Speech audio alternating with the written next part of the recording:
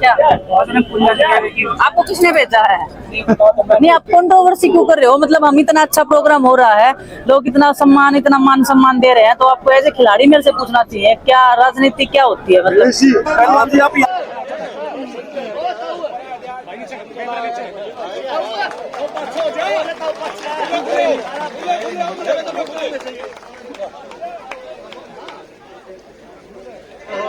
एक हाल से जो है सम्मानित कर रहे हैं कंडेला खाप, तालियों से स्वागत करें जो है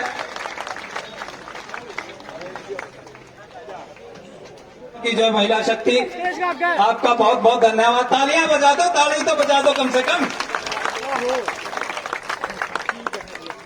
इसके बाद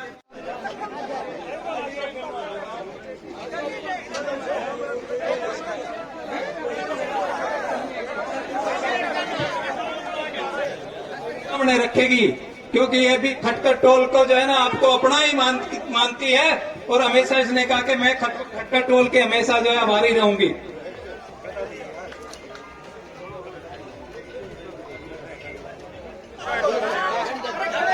भी मेरे बड़े बुजुर्ग मेरे मान सम्मान के योग्य है।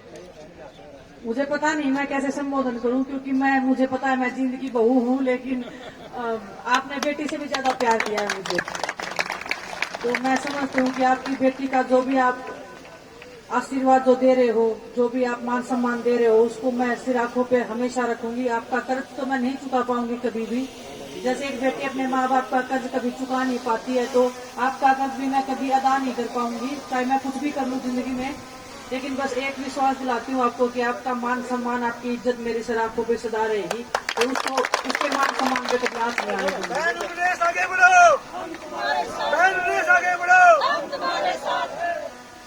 जितने इतने हमारे किसान शहीद हुए थे, किसान परिवार से मैं खुद आती हूँ, तो मुझे बहुत दुख होता है। जब भी आप सब लोग आंदोलन में बैठे थे तो बच्चे थे, समझ में नहीं आ रहा था, लेकिन बहुत दुख होता था। मुझे नहीं पता मैं कितनी बार रोई होंगी आप सबकी फोटोज देख के, वीडियोस देख के, कि ऐसे क्यों दुखी कर रहे हैं सभी लोग। लेकिन कभी कभी ऐसे होता है कि इंसान के हाथ में कुछ होता नहीं है, बस हम बेबस लाचार महसूस कर सकते हैं। और उस टाइम पे मैं जितना कर सकती थी, जितना मैं साथ खड़ी हो सकती थी, उतना मैंने अपना बेस्ट करने का ट्राई किया। और जब हम मुसीबत में थे तो मेरा ये पूरा परिवार मेरे साथ में खड़ा था, वो मेरी ताकत था, वो हम सबकी हिम्मत था। आपका प्यार, आपका सम्मान मेरे में मैं इतनी पावरफुल भी नहीं हूँ कि मैं कुछ बहुत बड़े वादे कर दूं, आपको बहुत बड़ी एक आशा के साथ मैं आपको वो दिलवा दूं। लेकिन मैं एक विश्वास दिलाती हूँ कि मैंने कुश्ती की है हमेशा से। मुझे पता है खिलाड़ी कैसे तैयार होता है, मुझे पता है कि खिलाड़ी को कितने सेक्रीफाइस करने पड़ते हैं। इस जींद की धरती में मुझे पता है बहुत ताकत है, बहुत हिम्मत है, और बहुत जुझारू और बहुत लड़ाके किस्म के लोग रहते हैं। तो मैं चाहती हूँ कि यहाँ से भी वो खिलाड़ी निकले, यहाँ से वो मेडलिस्ट निकले जो ओलंपिक्स में, जिसमें मैंने कमी छोड़ती है। मैं चाहती हूँ कि मेरे आने वाले बहन भाई जितने भी हैं, उनको जो भी मेरे से मैं जितना हो सकता है, मैं एज ए खिलाड़ी मैं जो सिखा सकती हूँ। मुझे कुश्ती आती है, लेकिन खिलाड़ी के तौर पर मैं मानसिक रूप से मैं क्या हेल्प कर सकती हूँ, वो हर एक खेल में उनको मदद कर सकती हूँ। तो आपकी जो भी आज्ञा, आपका जो भी आशीर्वाद रहेगा। मुझे नहीं पता जो भी राजनीतिक बातें कर रहे हैं, मैं बहुत दिन से मेरे पे बहुत ज्यादा प्रेशर भी है, प्रेशर भी नहीं बोलूंगी, लेकिन आपकी उम्मीदें हैं मेरे ऊपर। मुझे पता है कि आपकी जो उम्मीदें, आशाएं हैं मेरे से बढ़ गई हैं कि आपकी बेटी आपके लिए कुछ करे। लेकिन मैं मानती हूँ कि परमात्मा जो भी मुझे रास्ता दिखाएगा, जो भी आप जो बड़े लोग मुझे बताएंगे, तो मैं वो करूंगी। और रही एक कुश्ती करने की बात, तो वो भी मुझे पता नहीं है कि मैं कर पाऊंगी नहीं कर पाऊंगी। अगर मैं करने पे आ गई तो इतना भी पता है कि मैं कुछ भी कर सकती हूँ। बस आप सब लोग साथ में खड़े हो। जब मैं ओलंपिक्स में जब ये सब हो रहा था, उसके बाद में मैं बहुत दुखी थी। मैं बोल रही थी अपने आप को, ये सबको ही बोल रही थी कि मेरे से ज्यादा बदकिस्मत कोई नहीं है। इतना सब होने के बाद में कौन ऐसे किसके साथ में होता है? आज तक पूरे हिस्ट्री में नहीं हुआ है कि ओलंपिक्स में ऐसे किसी खिलाड़ी के साथ में जब वो फाइनल में पहुंच जाए उसके पास में मेडल नहीं है। लेकिन जैसे ही मैं अपने देश में आई, आप सबका प्यार देखा, तो ये लगा कि वो मेडल तो कुछ भी नहीं था। ये जो प्यार और मान सम्मान के लिए जो जीतते मरते हैं, वो आपने जो मुझे दिया है, वो हर एक हिंदुस्तान में हर एक खिलाड़ी का हौसला बढ़ाएगा। क्योंकि जीतने के बारे में तो मुझे पता है कि सब लोग आपके अपने बन जाते हैं, लेकिन जब दर्द में, जब तकलीफ में कोई होता है, जब आपके साथ में जो खड़ा है, वो आपका अपना असली होता है। और मुझे पहचान हो गई है कि मेरे अपने कौन है, इसलिए आज मैं कंडेला की इस धरती पे आई हूँ, खड़कर टोल पे आई हूँ।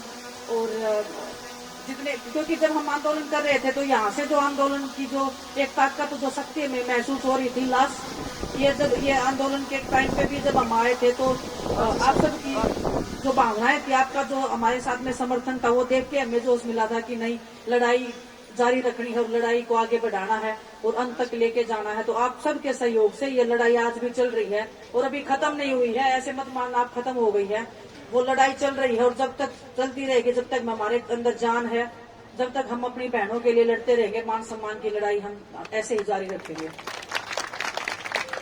जितना भी आपने मान सम्मान दिया है उसका मैं तहे दिल से आपकी शुक्रगुजार हूँ और मैं चाहती हूँ कि जितना भी आपने मान सम्मान दिया है, वो मान सम्मान आपका आशीर्वाद मेरे लिए सबसे बड़ा है, उससे बड़ा मेरे लिए कुछ नहीं है। उसी के लिए हम खिलाड़ी जीतते हैं और मरते हैं। जब आपका हाथ हमारे सिर के ऊपर आप जब टिका देते हो तब हमें लगता है कि इससे ज्यादा ताकतवर चीज कोई नहीं है। हम कितनी भी मेहनत कर ले, कितना भी कर ले, ये आशीर्वाद के बिना हम सक्सेस नहीं हो पाते हैं। ये मैंने महसूस भी किया है और ये हमेशा से मैं बोलती भी आई हूँ। जितने भी जूनियर बच्चे हैं वो मेरे से पूछते हैं कि दीदी हम क्या ट्रेनिंग करें, क्या नहीं करें। मैं ये बोलती हूँ कि अपने आचरण से जो आप लोगों का आशीर्वाद ले सकते हो, उससे बड़ी मेहनत और उससे ज्यादा ताकत किसी चीज में नहीं है। तो बस मैं अभी जितना भी आप सब ने मान सम्मान दिया है, मैं चाहती हूँ कि मैं खड़कर टोल के ऊपर वो आप इन सब के सामने आप सबको मैं समर्पित करके जाती हूँ। और जो हमारे परिवार के जो लोग शहीद हो गए थे उस आंदोलन में, उनके सहयोग में आप जितना भी मैं अपना कंट्रीब्यूशन दे सकती हूँ तो वह मैं अपना देने की कोशिश करूंगी।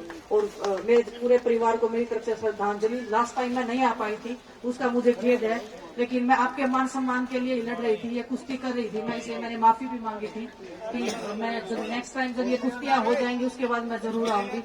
आप सबने मुझे मौका दिया है यहाँ आने का, आपने मेरे मान सम्मान को इतना बढ़ा दिया है कि अभी मेरे को ये प्राउड फील होता है कि मेरे से ज्यादा भाग्यशाली इस हिंदुस्तान में तो कोई नहीं होगा आज के दिन। तो बहुत बहुत धन्यवाद आप सबको।